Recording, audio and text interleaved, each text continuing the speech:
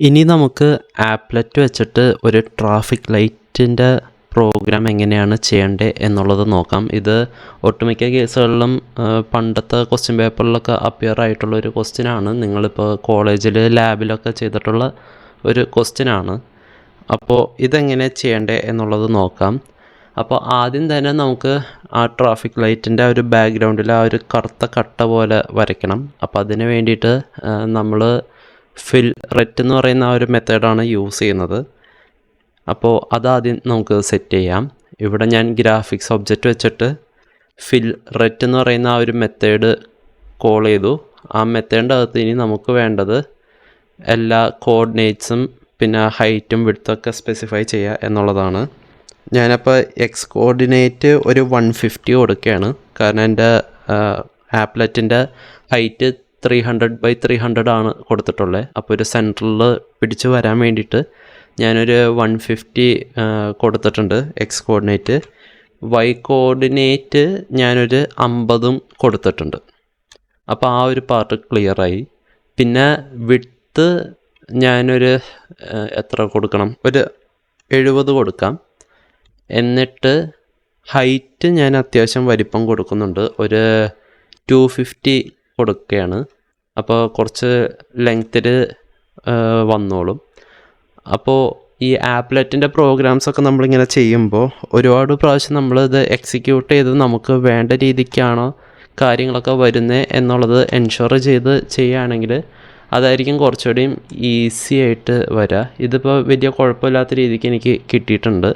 ഇനി ഇതിൻ്റെ അകത്ത് നമുക്ക് ഓരോ ലൈറ്റ് നമുക്ക് അപ്ലൈ ചെയ്യാം. അതായത് റെഡ്, യെല്ലോ, ഗ്രീൻ ആ കളേഴ്സിലുള്ള ഓവൽ ഷേപ്പ് വെച്ചിട്ട് നമുക്ക് സർക്കിൾസ് ക്രിയേറ്റ് ചെയ്യണം. അതിന് ഞാൻ എന്ത് ചെയ്യണം, ഞാൻ ഫിൽ ഓവൽ എന്ന് പറയുന്ന മെത്തേഡ് കോൾ ചെയ്യണം. അപ്പോൾ അതിനായിട്ട് ഞാൻ ഇവിടെ ഗ്രാഫിക്സിൻ്റെ ഒബ്ജക്റ്റ് വെച്ചിട്ട് ഞാൻ ഫിൽ ഓവൽ കോൾ ചെയ്യാണ്. അപ്പോൾ ഫിൽ ഓവൽ കോൾ ചെയ്യുമ്പോൾ അതിലും ഈ പറഞ്ഞ പോലെ എക്സിൻ്റെ വാല്യൂ, വൈയുടെ വാല്യൂ അതൊക്കെ പാസ് ചെയ്യണം. എക്സ് 150ലാണ് സ്റ്റാർട്ട് ചെയ്യേണ്ടത്.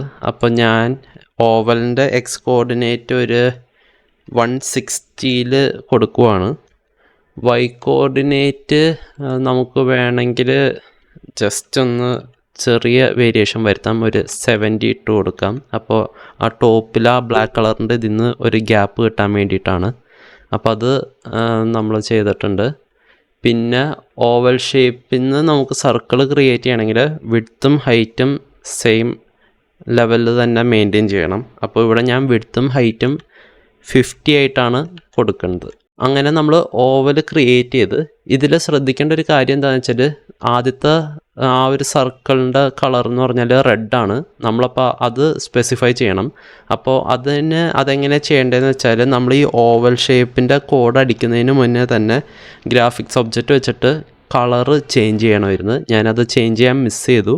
അപ്പോൾ അത് ഞാൻ ആഡ് ചെയ്യാണിപ്പോൾ. അതിന് നമ്മൾ G.സെറ്റ് കളറ് കോൾ ചെയ്യുക. സെറ്റ് കളറിൻ്റെ അകത്ത് നമുക്ക് കളർ ഡോട്ട് റെഡ് എന്നും പറഞ്ഞിട്ടൊരു കോൺസ്റ്റൻ്റ് ഉണ്ട്. അപ്പോൾ അത് വിളിച്ചാൽ മതി. അപ്പോൾ നമുക്ക് അത് കഴിഞ്ഞ് വരുന്ന ഓവൽ ഷേപ്പ് അഥവാ ഈ ഒരു സർക്കിളിൻ്റെ കളറ് റെഡായിട്ട് മാറും. നമുക്കിതൊന്ന് എക്സിക്യൂട്ട് ചെയ്തിട്ട് നമുക്ക് വേണ്ട രീതിക്കാണോ വന്നേക്കണേ എന്നുള്ളത് നമുക്ക് ചെക്ക് ചെയ്യാം. ഇപ്പോൾ ഇത് അത്യാവശ്യം ഞാൻ ഉദ്ദേശിച്ച രീതിക്ക് തന്നെ വന്നിട്ടുണ്ട്. അതുകൊണ്ട് നമ്മൾ റെഡ് കളറിൽ ആ ഒരു ട്രാഫിക് ലൈറ്റ് കോഡ് കറക്റ്റായിട്ട് ചെയ്ത് ഇനിയിപ്പോൾ നമുക്ക് വേറെ പ്രത്യേകിച്ച് പണിയൊന്നുമില്ല. ഈ 2 ലൈൻ സെറ്റ് കളറും ഫിൽ ഓവലിൻ്റെയും കോഡ് ഇത് രണ്ടും കോപ്പി പേസ്റ്റ് ചെയ്യുക. അടുത്ത ലൈനിലേക്ക് കോപ്പി പേസ്റ്റ് ചെയ്ത് വയ്ക്കുകയാണെങ്കിൽ നമുക്ക് അടുത്ത കളർ സെറ്റ് ചെയ്യാൻ പറ്റും. അപ്പോൾ അടുത്ത കളർ നമുക്ക് വേണ്ടത് റെഡിന് പകരം യെല്ലോ ആണ്. അപ്പോൾ ആ ഒരു യെല്ലോ ചേഞ്ച് വരുത്തുക. അത് കഴിഞ്ഞിട്ട് നമുക്ക് ഇവിടെ വൈ ഡയറക്ഷൻ ആണ് നമുക്ക് മാറ്റം വരുത്തേണ്ടത്. കാരണം എന്താണെന്ന് വെച്ചാൽ എക്സിന് വേറെ ചേഞ്ച് വരുന്നില്ല. നമുക്ക് അടുത്ത സർക്കിൾ താഴോട്ടേക്കാണ് പോകേണ്ടത്. അപ്പോൾ താഴോട്ടേക്ക് പോകണമെങ്കിൽ നമ്മൾ വൈയുടെ വാല്യൂ കൂട്ടി പറയണം. അതായത് ഇപ്പോൾ 70 കിടക്കുന്നത് നമുക്കൊരു 90 ആക്കി നോക്കാം. ഇതെന്നിട്ട് ഞാൻ സേവ് ചെയ്ത് എന്നിട്ട് ഞാൻ ഈ പ്രോഗ്രാം ഒന്നുകൂടിയും എക്സിക്യൂട്ട് ചെയ്ത് നോക്കുകയാണ്. അപ്പോൾ നമ്മൾ വിചാരിച്ച അത്രയും വന്നില്ല, എന്നാലും വലിയ കുഴപ്പമില്ലാത്തൊരു റിസൾട്ടാണ് വന്നത്. അപ്പോൾ നമുക്കിത് ഫിക്സ് ചെയ്യാം. ഇത് ഫിക്സ് ചെയ്യാൻ വേണ്ടി അപ്പോൾ ഞാൻ എന്താ ചെയ്യണമെന്ന് വെച്ചാൽ, ഇത് ഫസ്റ്റ് ഓവലിൻ്റെ y കോർഡിനേറ്റ് 70 ആണ് കൊടുത്തത്. അപ്പോൾ ഞാൻ സെക്കൻഡ് ഓവലിൻ്റെ ആ ഒരു y കോർഡിനേറ്റ് 140 ആയിട്ട് ചേഞ്ച് ചെയ്യാണ്. അപ്പോൾ നമുക്ക് കുറച്ചുകൂടിയും സ്പേസ് കിട്ടും. ഇതൊന്ന് നമുക്ക് എക്സിക്യൂട്ട് ചെയ്ത് നോക്കാം. അപ്പോൾ വലിയ കുഴപ്പമില്ലാത്തൊരു സ്പേസിങ് വന്നിട്ടുണ്ട്. നമുക്ക് വേണമെങ്കിൽ ഇതിൻ്റെ ആ ഒരു സ്പേസിങ് കുറച്ചുകൂടി ഒന്ന് കുറയ്ക്കണമെങ്കിൽ കുറയ്ക്കാം. പക്ഷെ ഞാനിതിപ്പോൾ ഇങ്ങനെ തന്നെ കീപ്പ് ചെയ്യാനാണ് ആഗ്രഹിക്കണത്. അത് നമുക്ക് ആക്ച്വലി നമ്മളുടെ ആ ഒരു ഫിഗർ കറക്റ്റായിട്ട് വരികയാണെങ്കിൽ പിന്നെയുള്ള ചെറിയ ചെറിയ മോഡിഫിക്കേഷൻ കോർഡിനേറ്റ് ചേഞ്ച് ചെയ്യുക എന്ന് പറഞ്ഞാൽ അത്ര വലിയ പ്രശ്നമുള്ള കേസല്ല. ഇനിഷ്യലി നമ്മളുടെ ആ ഒരു ഫിഗറിൻ്റെ രൂപം ഏകദേശം കറക്റ്റായിട്ട് വരണം, അത്രേ ഉള്ളൂ. ഇനി ഇതിൻ്റെ ഫൈനൽ പാർട്ടാണ്. ഫൈനൽ പാർട്ട് എന്ന് പറഞ്ഞാൽ ഗ്രീൻ കളർ നമുക്ക് കൊണ്ടുവരണം. അതിനായിട്ട് നമ്മൾ അടുത്ത ലൈനിൽ പോവുക.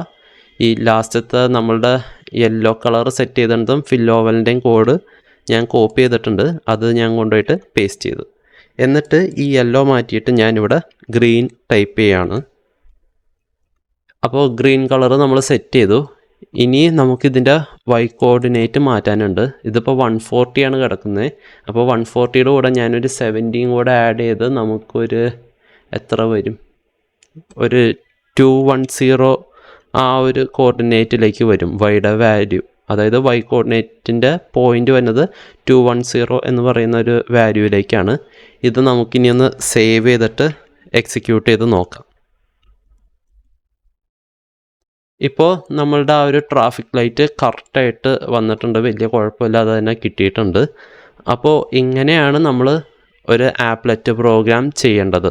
ഓരോ പ്രാവശ്യം നമ്മൾ പ്രോഗ്രാം ചെയ്യുമ്പോൾ ആ കോർഡിനേറ്റ് കറക്റ്റായിട്ടാണോ വന്നതെന്നുള്ളത് ഓരോ പ്രാവശ്യം നമ്മൾ ഓരോ ചേഞ്ചസ് വരുത്തുന്ന സമയത്ത് തന്നെ ആപ്ലെറ്റ് പ്രോഗ്രാം എക്സിക്യൂട്ട് ചെയ്ത് എൻഷുർ ചെയ്യുക. അങ്ങനെ എൻഷുർ ചെയ്താലാണ് നമുക്ക് കറക്റ്റായിട്ട് റിസൾട്ട് കിട്ടുള്ളൂ. ചിലവരൊക്കെ ചെയ്യേണ്ടതെന്ന് പറഞ്ഞാൽ സ്റ്റാർട്ടിങ്ങിൽ തന്നെ A to Z കാര്യങ്ങൾ എക്സിക്യൂട്ട് ചെയ്യാൻ നോക്കും. അപ്പം അന്നേരം ഒരു തെറ്റ് വരും, അത് തിരുത്തി വരുമ്പോഴേക്കും അടുത്ത തെറ്റ് വരും, അങ്ങനെ വരും.